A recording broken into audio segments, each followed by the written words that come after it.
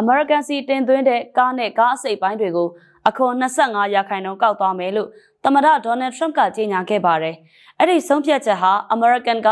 နိုင်ငံတကာနဲ့ကုန်သွယ်ရေးဆိုင်ရာခါးသီးတဲ့အားပြိုင်မှုတွေကိုဒီဂရီတိုးမြင့်သွားစေမယ့်ခြေလှမ်းတစ်ခုလို့သတ်မှတ်နိုင်ပါတယ်။ Trump ကအခုနောက်ဆုံးကြေညာတဲ့အခွန်စည်းကြပ်မှုအသစ်မှာ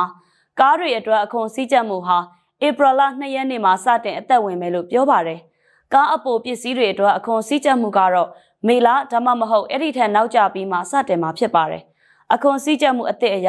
တင်သွင်းလာတဲ့ကားတွေနဲ့ကားအပိုပစ္စည်းတွေရဲ့တန်ဖိုး25%နဲ့ညီမျှတဲ့အခွန်ကိုပေးဆောင်ရမှာပါ။သူရဲ့ဆုံးဖြတ်ချက်ဟာ American ရဲ့ပြည်တွင်းကားထုတ်လုပ်မှုကဏ္ဍကိုအရှိန်အဟုန်နဲ့မြင့်တင်ပေးနိုင်ပြီးအလုတ်အကင်အသစ်တွေယင်းနှိမ့်မြုံနှံမှုအသစ်တွေတိုးပွားလာစေမှာဖြစ်တယ်လို့ Trump ကကြွေးကြော်ခဲ့ပါတယ်။ဒါပေမဲ့ဈေးကွက်လေးလာသူတချို့ကတော့ American စီတင်ပို့မဲ့ကားတွေထုတ်လုပ်မှုယာယီရပ်ဆိုင်းတာဈေးတွေတက်လာတာမဟာမိတ်တွေနဲ့ဆက်ဆံရေးပိုအေးခဲ့လာတာတွေအရင်ဆုံးကြုံလာနိုင်တယ်လို့ထောက်ပြထားပါတယ်။ပြီးခဲ့တဲ့နှစ်က American ဟာပြည်ပကနေကားအစီးရေ8 သန်းဝန်းကျင်တင်သွင်းခဲ့ပြီးတန်ဖိုးအဖြစ်ဒေါ်လာ240ဘီလီယံဖိုးလောက်ရှိခဲ့ပါတယ်။ပြည်တွင်းမှာကားရောင်းချမှုအားလုံးရဲ့ထက်ဝက်လောက်ဟာလည်းပြည်ပကနေတင်သွင်းလာတဲ့ model တွေဖြစ်ပါတယ်။မက္ကဆီကိုဟာ American ကိုကားတင်သွင်းမှုအမြင့်ဆုံးနိုင်ငံဖြစ်ပြီးအဲ့ဒီနောက်မှာတော့တောင်ကိုရီးယားဂျပန်ကနေဒါနဲ့ဂျာမနီတို့ကအစဉ်လိုက်ရပ်တည်နေပါတယ်။ Trump ရဲ့အခွန်စည်းကြပ်မှုအစီအစဉ်သစ်ဟာကမ္ဘာကားဈေးကွက်နဲ့အပိုပစ္စည်းဈေးကွက်တွေကို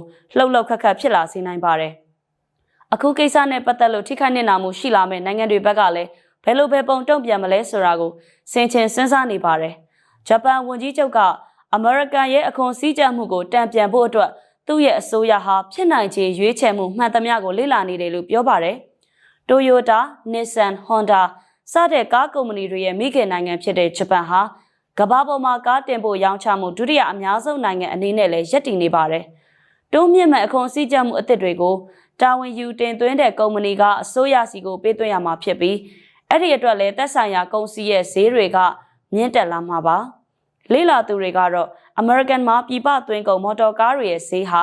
ဒေါ်လာထောင်နဲ့ချီပိုများလာနိုင်ကြောင်းပြောကြားထားပါတယ်ရှင်။